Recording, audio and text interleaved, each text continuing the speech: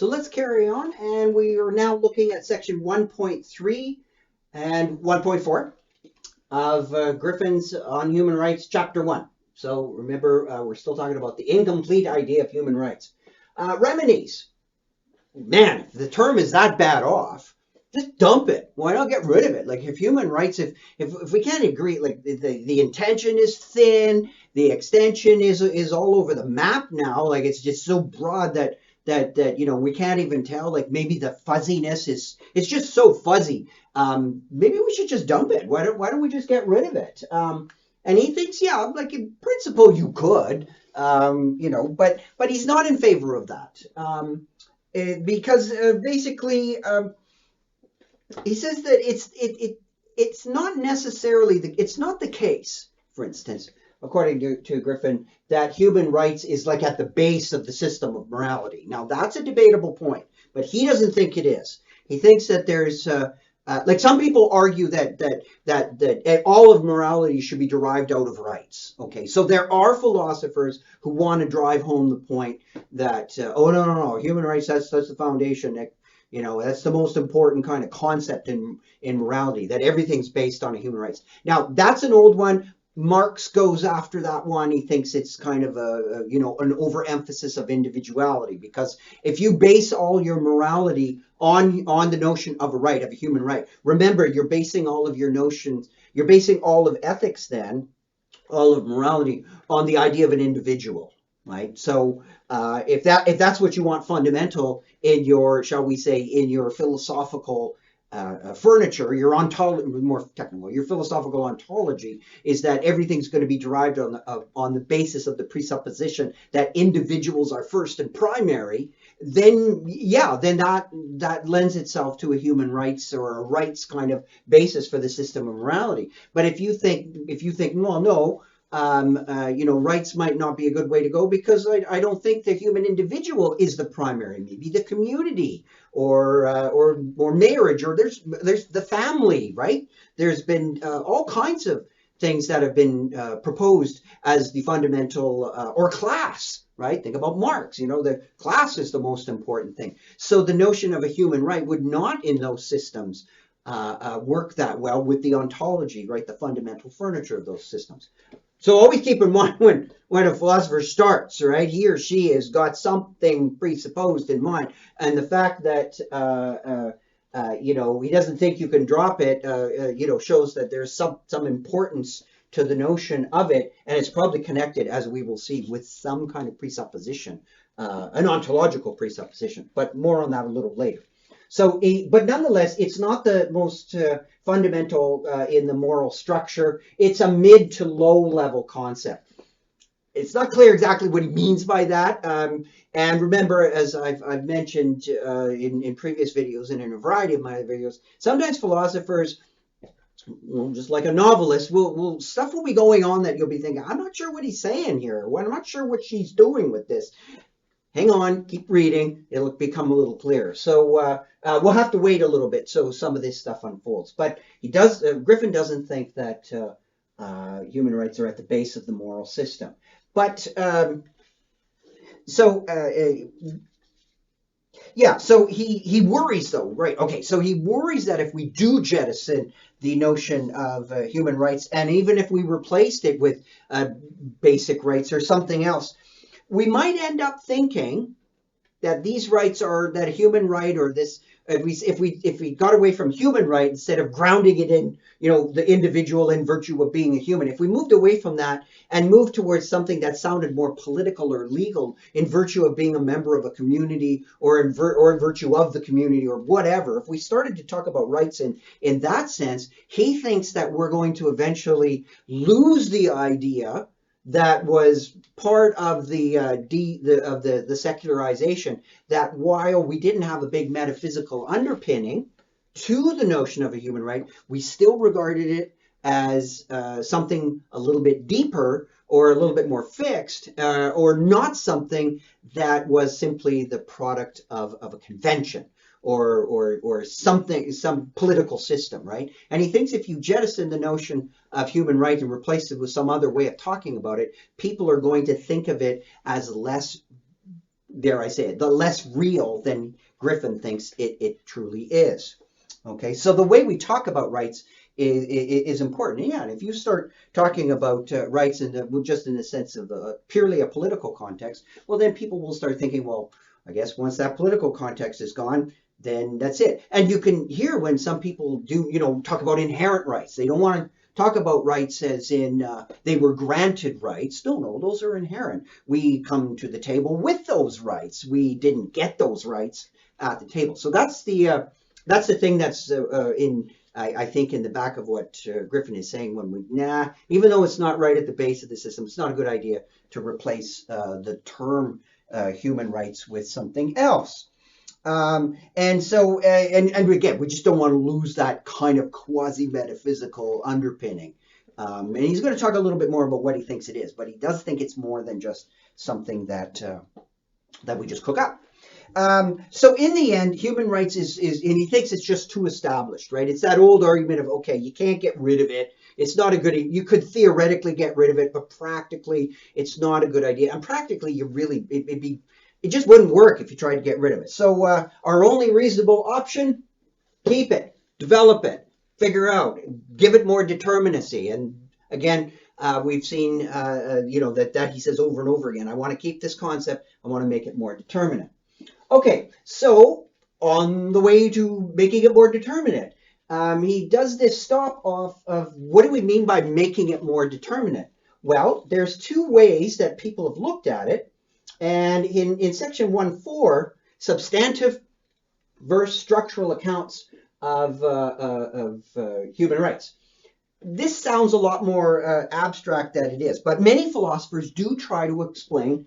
Let's see, he lists three of them.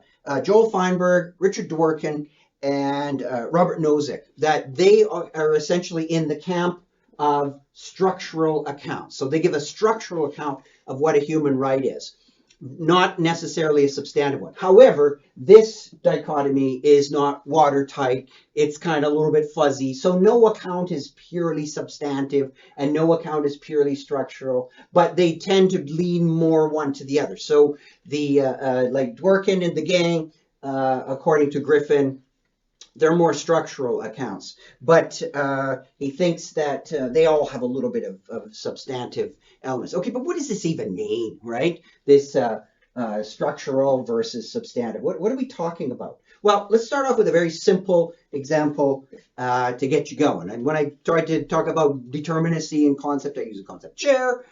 Here's one, this is the notion of a building, just a plain old building.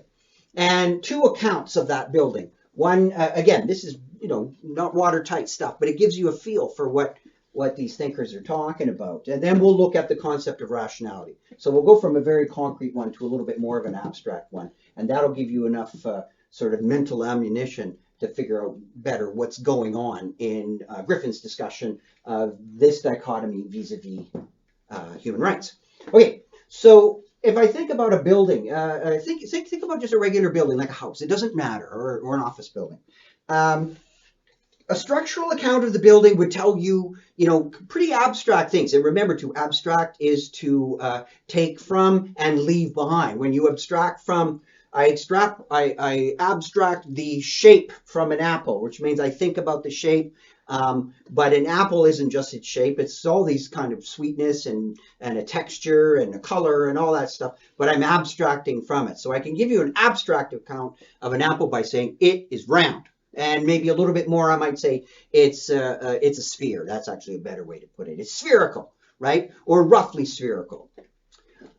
But I'm not really talking about what it's made of, right? I'm not talking about the substance, the material. So likewise with the building, I'm going to say, a structural account. I'm talking about the framework, like when you look at the studding and the walls, right? How you have to build that framework. And I might talk about the loads that are borne throughout the structure, right? So I could give you a little diagram with lots of arrows and numbers. And, kind of like a blueprint, which would say things like, okay, well, this is going to be here and this is going to go like this. And when these things angle, they're going to have forces. And I might give a force diagram as well. That's all a kind of structural feature. I may not even tell you what materials to make it out of, because then if I tell you, you know, the size and you know, maybe how much weight I want it to be able to bear or something like that, you would go and look up on charts or some kind of information what substances I would have to build that frame out of. So what I'm just trying to get at, it's again, this is kind of a loose way of talking, but I'm just trying to get at that the structural features, the structural description of the building would be different than its substantive. Think about the high-end structural thing would be like a force diagram, talking about how all the beams intersect, and a very abstract kind of picture. And then a real substantive picture would be talking about, you know, oh, it's going to be made out of this kind of concrete. And then, you know, that would include also how it's going to look, and its design. It's like even the interior design. I'm giving you much more of a, shall we say, a fleshed out, a material, a substantive view of the building. So again, these are not absolute watertight concepts. That is the structural versus the substantive. But I think you could see that one is a much more abstract feature than the other. And if you have questions, usually about one, they sometimes will bleed over. The answers will bleed over into the other. Like, how does this stay up or whatever? You know, you'll have to, you know, do some combination of the structural and the substantive. But that's, you know, perhaps engineers work more in the structural side of things, and then, you know, like a finishing carpenter, something like that might be more in the substantive side of things. So, and then an interior designer is all basically more or less substance, right? Because it's all about, you know, how things appeal to our aesthetic sense. So that's maybe another way to think of it. All right, let's move on. Let's get a little more abstract, a little more philosophical. Rationality. Substantive versus structural accounts of rationality. Many philosophers today like structural accounts of rationality. And keep in mind, you might have picked up on something. Hey, that description of a building with very structural features, that sounds much more mathematical. Yeah, that's usually, mathematical is a very structural kind of approach. Mathematical modeling is a very structural kind of approach. So when you describe a building structurally, it's easy to model it mathematically, right? It's harder to model it non-mathematically. Although, you know, we're much better at that than we used to, than we used to be. But basically, structural descriptions of things lend themselves to mathematical modeling. So let's pick up on that idea of modeling, because with rationality, if you have a structural approach, that too is easier to model in some kind of logical framework. So let's look at a structural idea or approach to rationality. Well, like, so what's a rational subject? You know, what does it mean to be a reasonable subject? Well, that, you know, like, that's a big question, but we could simplify it and say, well, you know, when I say someone is a rational subject, your mental states. So rationality, like a rational subject, right? When is the subject rational? Well, structurally speaking, it's when you have a pattern of mental states, and not just any pattern, but very particular, specified kinds of patterns. Or, in other words, you say these are how the patterns should be. So there's a normative element to this. These are, you know, let's say you could say that there is a correct pattern of mental states, right? A preferred set of patterns as opposed to other kinds of patterns. Okay, how does that help us? Well, all I would have to do now is specify some examples of these patterns. And patterns, whether they are patterns like in Escher's artworks, or patterns, you know, when you play drums or something, you play certain patterns called rudiments. Patterns, you learn scales on a piano. These are patterns. And some are accepted patterns, some are not. So in this, now we're talking about a correct pattern of mental states. Well, let's look at the here's one, formal consistency of belief. right? That's an accepted pattern of mental states, right? There's all kinds of ways we can talk about mental states and group them together, but an acceptable pattern is a formal one. Like, for example, so let's instantiate that formal consistency of belief. We would say something like, you'd violate, how would you violate it? Well, if I believe that, if I have mental states that are, the red hat is green, something like that. I believe that the hat is both red and green. That's a violation of a formal consistency of belief. Yeah, I believe a contradiction, right? Now, that in some sense you could believe it, but we would say if you did believe that the hat is red and the same hat, and not like over time, like, yeah, it's red today and somebody comes along and spray paints it green. No. Simultaneously, you got to work with me on this. Simultaneously, the hat is red and not red, like red and green simultaneously. You'd say, well, you're not being rational. Why? Well, because according to rational, a structural feature of the rational subject, you have to have a correct pattern of mental states, and you violated this one. Likewise, if you said, oh, another one might be a means end coherency. There's lots of these things we could specify. That if you desire something, I don't know, you desire a cookie or something, and you know that it's in the cookie jar, and you know that walking over and taking the lid off and pulling out the cookie won't satisfy your desire. You get to eat the cookie, something like that. You set it up, and then all of a sudden you don't do that, right?